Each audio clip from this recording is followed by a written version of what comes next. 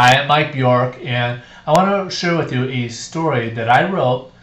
And even though it's fiction in nature, want to be able to help homebuyers that are out there and having a difficult time trying to navigate through the home buying process in this tough seller's market.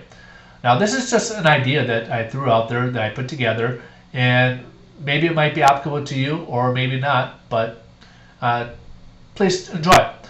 Jose and Marissa are first-time homebuyers who have been looking to buy their new home for just over a year. They were initially inspired by their friends Tom and Sally, who bought their first home the year before. They watched Tom and Sally buy a home for $185,000.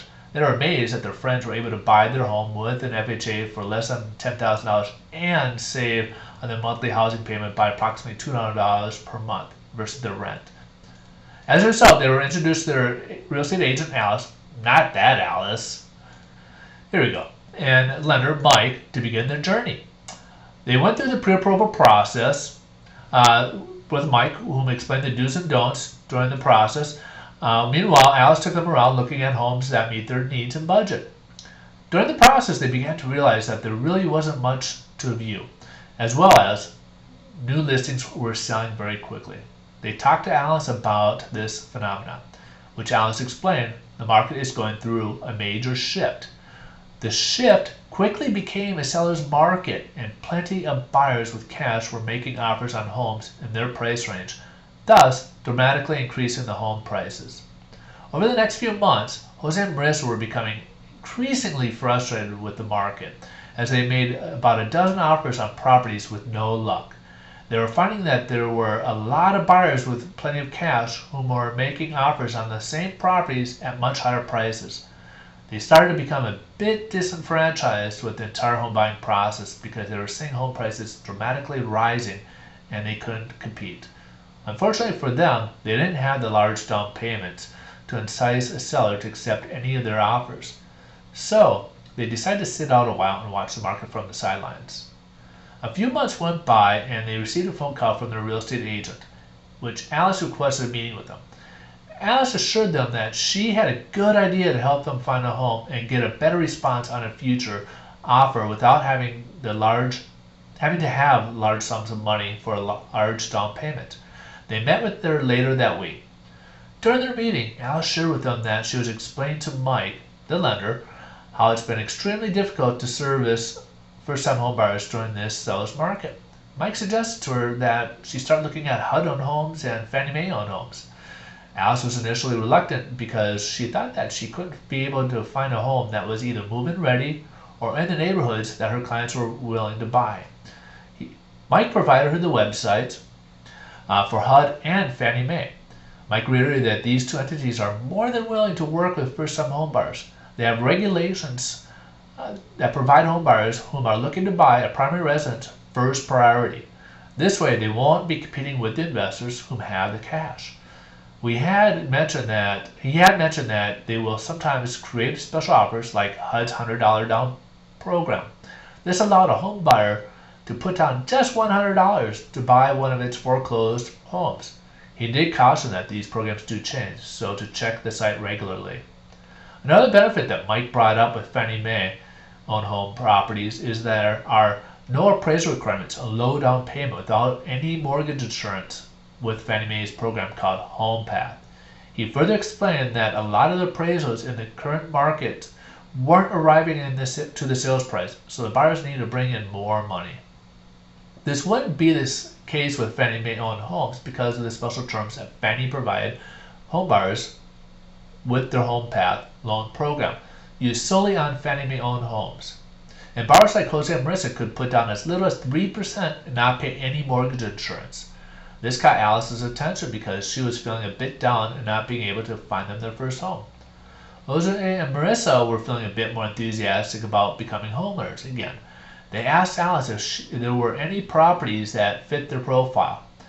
Alice mentioned that there was one that she found in the Fannie Mae website, but it was about 2 cities away. She hadn't seen the property, but the pictures looked nice. After a while, more discussion to the topic, Jose and Marissa decided they needed to become a little bit more flexible with their search criteria if they were ever able to get into a property. So they agreed to look at the property with Alice. Alice made the arrangements with the listing agent on the property to show her clients the property. Jose and Marissa met with her at the property the next day to get a look at it. They decided the property and they inspected the property and really looked it over. It was becoming clear to them that this home could become a great home for them. They started talking about the changes they'd make to it and where to place the couch and TV. Then they started to think about the neighborhood. After all, it wasn't initially in their desired location.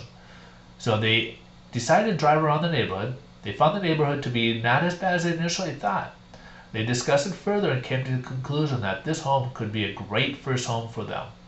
So they contacted Mike to discuss the property and the financing to make sure there weren't any changes due to interest rates or guidelines. Mike informed them they were set to go and that he'd update their pre-approval so they could submit an offer with Alice. They met with Alice and wrote up the offer for her to submit to the listing agent. They anxiously waited, wondering if this would be the one to be accepted. They called Alice the next day to see if she had heard back from the listing agent.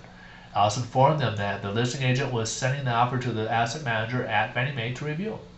Within a few days, the listing agent was able to contact Alice with the good news that Jose's and Marissa's offer was countered.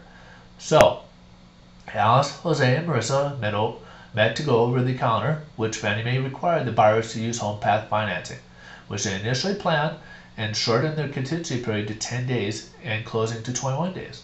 Alice told them that this wasn't typical, but she'd contact Mike to see if they could close in this short period of time. Luckily, she was able to reach Mike right away, while Jose and Marissa were still with her at her meeting. Mike knew the clients were diligent about providing their documents in a timely manner, and there would be no appraisal, so they would be able to expedite their file in the process and make that time frame work. So Jose and Marissa had signed off on the counter for Alice to send back to the listing agent. The next day, the listing agent called Alice to inform her that he received a verbal acceptance from the asset manager and they should have their paperwork ready within the next few days to open escrow. Alice immediately contacted Jose about the verbal acceptance and suggested to him to provide Mike with any documents that he'll need to begin the loan process. They immediately got all the paperwork over to Mike to begin the process and made arrangements through Alice's recommendations with the inspector to inspect the property for any issues that they may have missed. They were amazed how quickly everything was moving along. The inspection wasn't complete, which there were a few items to be addressed, but it wasn't something that would deter them from moving forward with their purchase. They were able to meet all the objectives to buy the home and were becoming increasingly more excited toward the closing day. Jose, being a cautious person because he's heard plenty about the delays of buying a home, had provided their landlord a 30-day notice instead of 21 days. He figured that even if there were no delays in his closing, they'd still need the time to move their belongings. This little cushion helped keep their anxiety levels down during the process. The 21 days went by and they closed on time. They were finally relieved that the process was complete. Marissa shared with Alice that it felt surreal because she couldn't believe they were finally homeowners. They showered Alice and Mike with all their genuine gratitude because they knew in their hearts that being a homeowner wasn't possible without them. Are you a frustrated California home buyer who have had difficulties buying a home in this market? Then please feel free to contact Mike Bjork upon what solutions he may have for you in order to become a future homeowner by visiting his website at californiamortgagetips.com.